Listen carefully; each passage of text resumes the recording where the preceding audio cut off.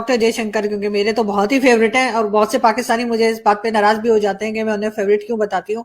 मालदीव्स के जो foreign minister है अब्दुल्ला खलील, वो एक ऑफिशियल विजिट पे हैं, 2-3 दिन के लिए इंडिया पहुंचे हैं। और जो इम्पोर्टेंट स्टेटमेंट है, जो समझने वाली है, इट मींस कि इंडिया हैज वन मालदीव्स। ऊंची उड़ान वही भरते हैं जिनके हौसले बुलंद होते हैं। भारत ने अपने कूटनीतिक और रणनीतिक कौशल का ऐसा परिचय दिया कि ईरान भी उसकी तारीफ किए बिना नहीं रह पाया। चाबहार पोर्ट पर भारत और ईरान का नया समझौता सिर्फ व्यापार का मुद्दा नहीं, ये पूरे दक्षिण एशिया में भारत की बढ़ती ताकत और अहमियत का प्रतीक है। कतर के विजिट को कैसे देखते हैं आप डॉक्टर जयशंकर के? जैसे आपने बताया एस जयशंकर कतर यात्रा कर रहे हैं, तो इसमें आरसूडी बहुत इंपॉर्टेंट चीज है कि मिडिल ईस्ट में Qatar is one of the most important trading partner of India. Bharat की गैस उधर से बहुत आती है। हमारे दोनों के बीच में ट्रेड है $14 बिलियन। इसमें कतर से हम $12 बिलियन की गैस हम इंपोर्ट करते हैं, और कतर के साथ हम उनके टॉप 3 ट्रेडिंग पार्टनर भी है। तो मेरे हिसाब से वहां पे जाके जयशंकर जी ये जो टाइज है इसको इम्प्रूव करने की कोशिश करेंगे, इसमें और एक स्ट्रेटेजिक डेप्थ डालने की कोशिश करेंगे, और यहाँ भारत की जो गैस रिक्वायरमेंट्स है उसको और बढ़ाने की कोशिश करेंगे। ये सब चीजों के लिए स्ट्रेटेजिक पार्टनरशिप, एनर्जी सिक्योरिटी। और आपको एक चीज जान के हैरानी होगी कि कतर में 8,30,000 भारतीय भी रहते हैं, सो उधर से रेमिटेंसेस भी बहुत आते हैं। तो इकोनॉमिक एंगल बहुत है, एनर्जी पार्टनरशिप भी है, और मिडिल ईस्ट में Qatar is one of the very much important country. Chabahar port पर भारत और ईरान का नया समझौता सिर्फ व्यापार का मुद्दा नहीं, ये पूरे दक्षिण एशिया में भारत की बढ़ती ताकत और अहमियत का प्रतीक है। दरअसल ईरान के एक वरिष्ठ अधिकारी ने कहा कि भारत और ईरान मिलकर चाबहार पर अच्छा काम कर रहे हैं। उन्होंने ये भी जोड़ा कि अमेरिका ने इस प्रोजेक्ट पर प्रतिबंधों से छूट दी है।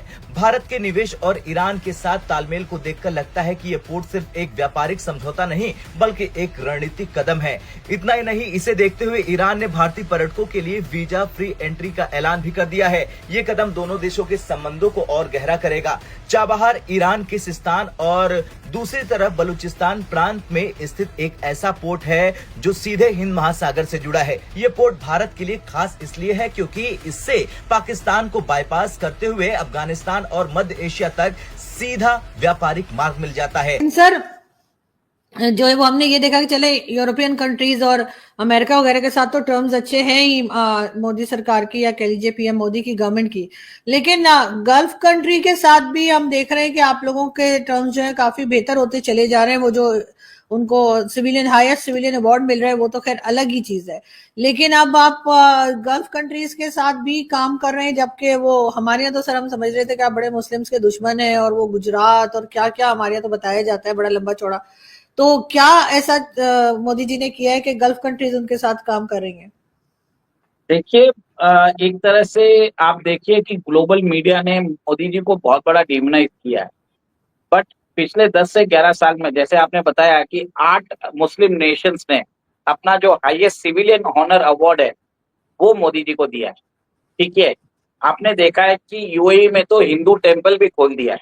ये कभी हुआ नहीं था, ये करिश्मा मोदी जी के राज के कारण हुआ है। जो स्प्रेड ऑफ सनातन है वो गल्फ में वो हो रहा है because of economic ties between India and the middle east. आपको मालूम होगा कि 2 दिन पहले कतर ने बोल दिया है यूरोप को कि हम आपको गैस नहीं देंगे। देखिए क्यों मालूम है, यूरोप बोल रहा है कि आपके ह्यूमन राइट्स रिकॉर्ड अच्छे नहीं है, तो अगर आप टोटल जो एक्सपोर्ट कर रहे हैं उसके ऊपर आपको 5% पेनल्टी हमको देनी पड़ेगी। कतर बोला भाड़ में जाओ, हम आपको गैस ही नहीं देंगे। रशिया ने भी गैस उनकी बंद कर दी। अब तो वो जो गैस वो यूरोप को देने वाले हैं, जयशंकर जी ने बोला ठीक है हम ही जाके वो गैस ले लेते हैं, क्योंकि हमें तो कंजम्पशन करना ही है। तो एक तरह से नहले पे दहला मार रहे हैं, और भारत और कतर जानता है कि भारत के साथ उसको कोई प्रॉब्लम नहीं है। भारत कोई कंडीशंस नहीं लगाता कि आप ये करो, एक सुचारू रूप से हमारा रिलेशनशिप चल रहा है। और आपने देखा भी होगा कि पिछले साल जो 8 भारतीय जो वहां पे डिफेंस के पर्सनल थे जो प्राइवेट में कहीं पे काम करते थे उनको अरेस्ट कर लिया गया था ऑन चार्जेस ऑफ स्पाइंग। फिर बाद में कतर ने उनको छोड़ दिया था। तो इस तरह से भारत का ये जो सॉफ्ट पावर है, भारत का जो इन्फ्लुएंस है, भारत का जो उधर लेवरेज है वो मिडिल ईस्ट में दिखाई दे रहा है। और कतर ने कतर के अंदर आपको ये भी समझना चाहिए कि ये 8,30,000 भारतीय हैं वहां पे। सो एक तरह से कतर की economy is very much dependent on India also. जो India Maldives comprehensive economic and maritime security partnership है। ये कॉम्प्रिहेंसिव इकोनॉमिक तो हो सकती है, मैरीटाइम क्या होता है? मैरीटाइम ये होता है भाई साहब, क्योंकि इंडिया को इस चीज का अंदाजा है कि हमें कहीं ना कहीं के ऊपर हमें थोड़ा सा एक्ट करना पड़ेगा, ठीक है जी। और वो क्या एक्ट करना पड़ेगा? वो यही एक्ट करना पड़ेगा कि इन वन वे और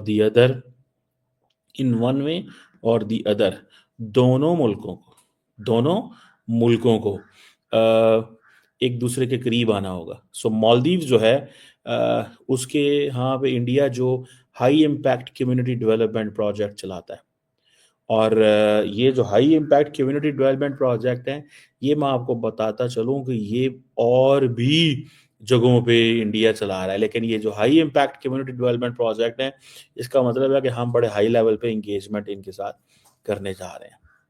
सो ये अब देखना ये है, जो सवाल सामने आता है कि जो मालदीव जो है वो उसकी लीडरशिप वहाँ पे मौजूद है इंडिया के अंदर, और इंडिया और मालदीव्स की लीडरशिप जो स्टेटमेंट जारी करती है उसमें development, so it means Maldives मांगने आया है और इंडिया देने को तैयार है। मालदीव्स मांगने आया है और इंडिया देने को तैयार है। और बहुत सारे अच्छा foreign ministers to foreign minister बात हो रही है, लेकिन जो स्टेटमेंट हो रहा है उसमें ये कि डेवलपमेंट प्रोजेक्ट्स, ये तो इकोनॉमिक मिनिस्टर करे। सो इट मींस कि जो देगा वही कंसेशन लेगा। सो जयशंकर दे रहा है, जयशंकर ही चाइना के ऊपर मालदीव से कंसेशन लेगा।